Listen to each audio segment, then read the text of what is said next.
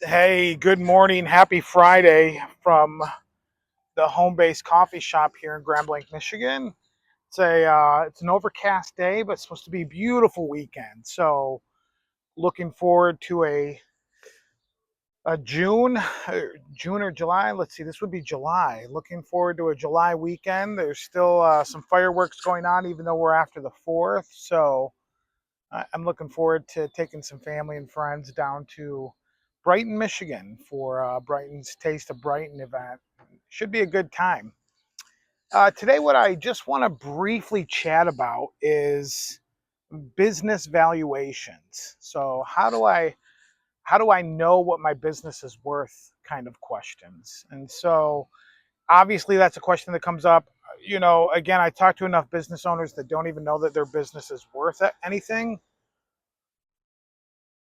or that they could sell it, to where the valuation end of thing is so foreign that I think it deserves a video. And I think that this could just be a long standing video. I'm not going to have a whiteboard or anything obviously behind me, but I think there's enough overviews that we can do off the cuff that will help you understand basically where you're at. And there are some variables that change and shift that you're not going to have access to, but I'll tell you how we come and determine basic valuation. So there's two ways to determine a business valuation.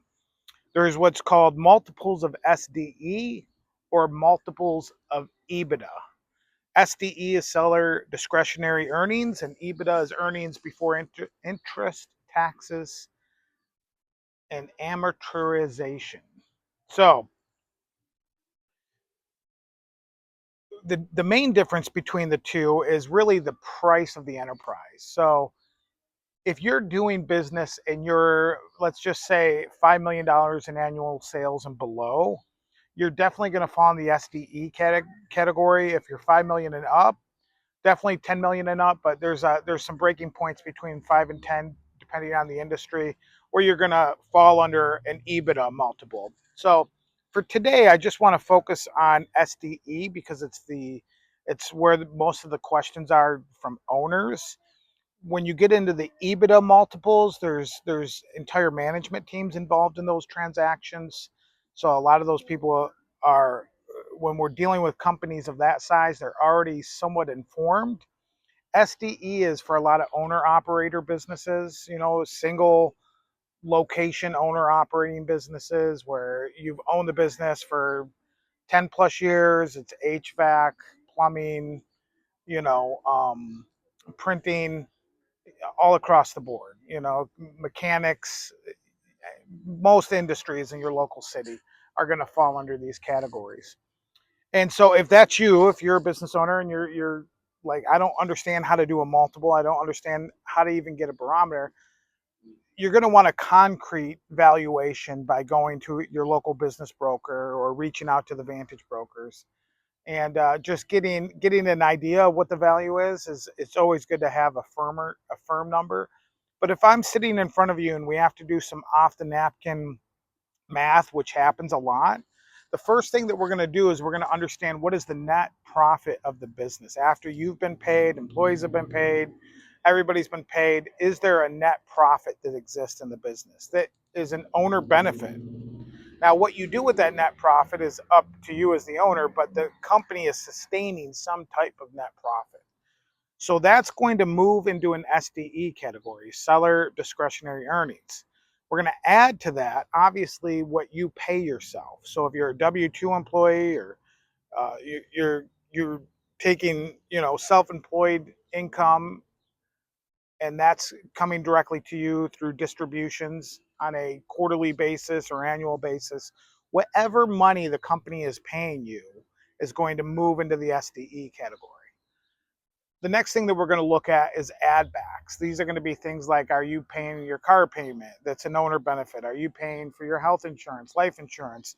What are all the owner benefits that you're getting directly because you're the owner? What is the company sustaining because of this? We're going to add all of that up, and that's going to give us an annual number. We're typically going to look at 3 years, and any bank that's going to give a loan to the buyer is going to do the same thing. They're going to look back at the past 3 years, and they're going to average out your SDE. They're going to look for hopefully some trajectory that's on an upward, trajectory. But if not, they're going to do an average of whatever that SDE is. And then from there, so we're going to come up with a concrete number. Let's say you pay yourself 200 grand a year, and then you're going to add to that any add backs, car payments, insurance. Let's say that's another 50 to 100 grand just for easy math. Let's say you're making, with all owner benefits, $300,000 a year. This is what the company is producing as beneficial dividends, regardless of the vehicle that's given to the owner. It's producing $300,000 in annual revenue over the past 3 years. That's the number that we begin to work with. That is your SDE. Now, the additional complexity to understanding your valuation is going to be, what is the multiple? Now, the average go-to multiple across the board is going to be a 2x multiple. But the variables that are introduced are wide. So how often you work? Do you have a management team in place? Is this a owner dependent business, meaning that if you don't show up, the business doesn't make money? If it's not, if you've got a professional team in place, the transition to the next owners can be a lot more easier. It applies to a bigger pool of buyers because they don't have to be here locally and operate the business. All of that begins to increase the multiple that we can ask for when we take it to the market. Now, there are other multiples, like what industry are you in? What type of payment structure do you have? So certain industries, SaaS industries, the big three I always talk about, storage units, laundromats, and car washes. Those are a little bit different because the management requirements are so low.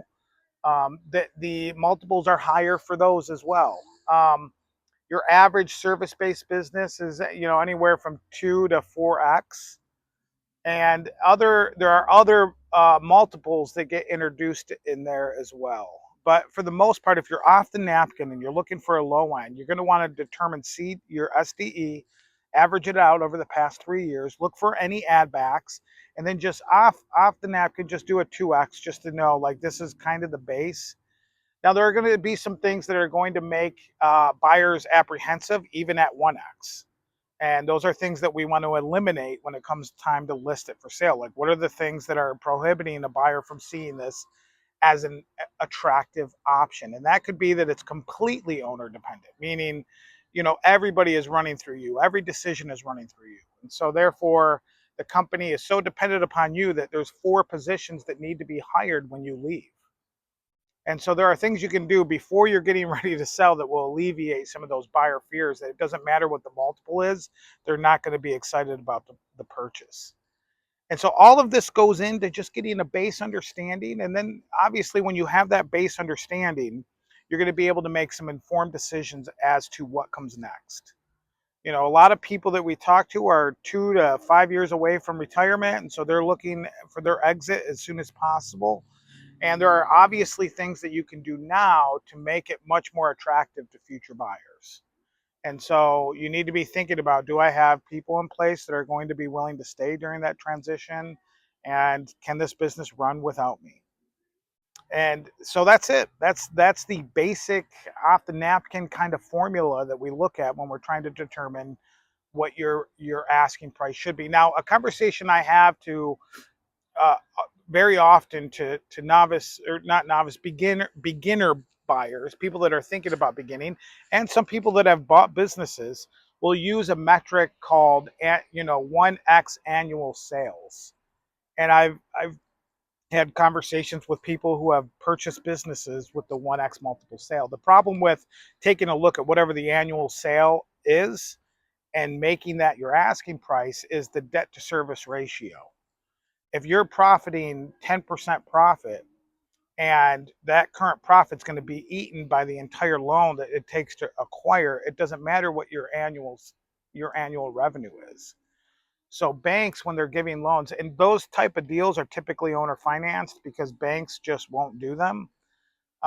So be apprehensive when you ask somebody, if you are a buyer who's thinking about buying and somebody says, well, we've determined the valuation based on 1x revenue, you need to look at how much debt do you have to service when you buy that business, and can it cover that payment and be profitable? Because if not, it's overpriced. You need to walk away or have a different conversation with them on a different structure.